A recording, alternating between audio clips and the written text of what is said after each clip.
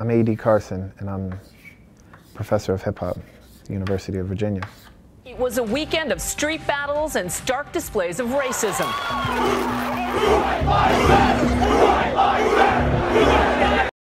Honestly, like, what would Thomas Jefferson think about there being a professor of hip-hop at his university?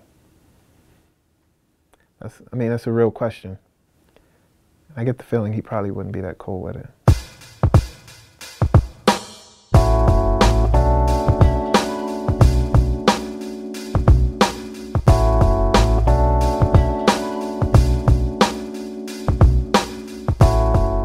I teach a class this semester called Writing Rap, and I'll be teaching a class called The Black Voice, and I'll also be teaching a class called Mixtape Composition. I'm from where the murder rate is disturbing but no curbing the crime. Time and time again you find the swine has a purpose, but trying to protect and serve ain't the one you see him doing. Hear the pistol fire and it's likely them that's shooting. So like if somebody is rapping about what they're rapping about, it's either relevant to them or it's relevant to their audience.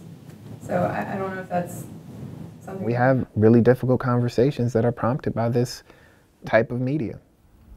I think it's extremely important that students feel empowered to write about the local circumstances here in Charlottesville.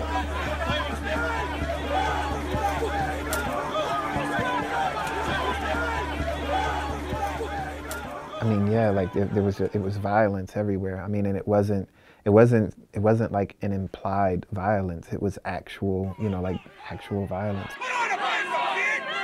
The marching and the antagonizing and the, and the punching and the hitting, and it's just kind of cloudy and it's really loud. And you see people in military gear, but they're not really military. And they've got semi-automatic weapons.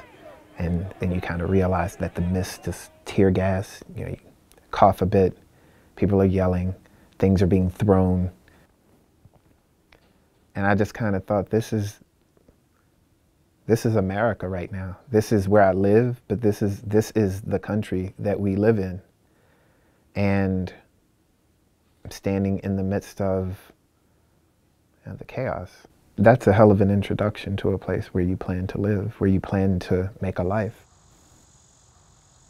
So this place feels like the neighborhood that the folks go visit in the movie Get Out.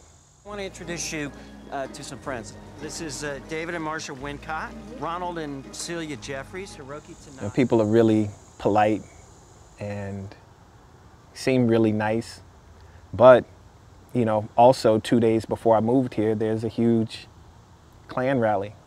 It's really difficult because I don't know any of these people to separate in my mind the folks who are holding those torches, the folks who show up for the Klan rallies, the folks who are planning the alt-right rally, and the folks who are just like super duper nice. This is an entirely other world. And then this is from Get Out, which is exactly what I told you I was feeling when I moved here. And so of course, if I feel that way, then I'm going to try to sample that and use it in the music that I'm doing. From the 15th of May until, this week, I've been working on this. So it's all new. It's 12 tracks, and we're just putting the finishing sonic touches on it. Sometimes people ask, would you trade the fucked up things that happen, or trade not having those things happen, for the art that you create?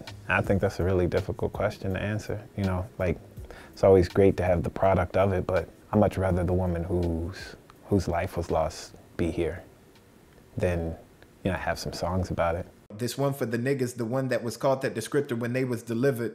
Out there in Virginia, the ones of ascent who have taken the care to defend the people surrendered from coast to the cold in the whip of the lash. I've never lived it, but I tell you now, boy is familiar, say boy is familiar.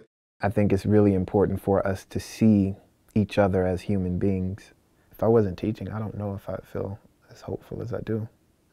Even if it's just a little hope, I've got it because of the students.